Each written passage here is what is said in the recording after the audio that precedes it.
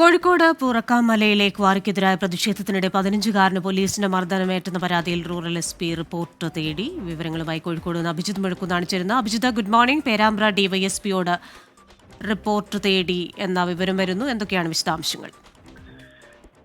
Christina, കഴിഞ്ഞ ദിവസമാണ് പുറക്കാമലയിലെ ക്വാറിക്കെതിരായ നാട്ടുകാരുടെ വലിയ രീതിയിലുള്ള പ്രതിഷേധം നടന്നത്. ഈ പ്രതിഷേധം നടക്കുമ്പോൾ അവിടേക്ക് എത്തിയതായിരുന്നു ഈ 15-കാരൻ.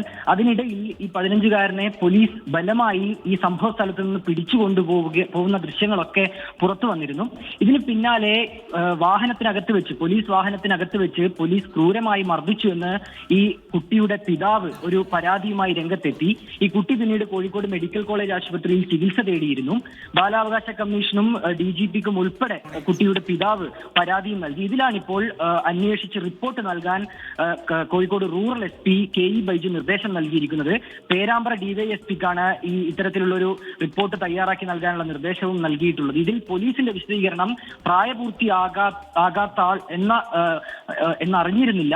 അങ്ങനെയാണ് ഈ കുട്ടിയെ സംഭവ സ്ഥലത്ത് നിന്ന് പിടിച്ചുകൊണ്ടുപോകുന്നത്. തുടർന്ന് ശരി അഭിജിത്ത്, വിശദാംശങ്ങൾ നൽകുകയായിരുന്നു. കോഴിക്കോട് നിന്ന് അഭിജിത്ത് മുഴക്കുന്ന്.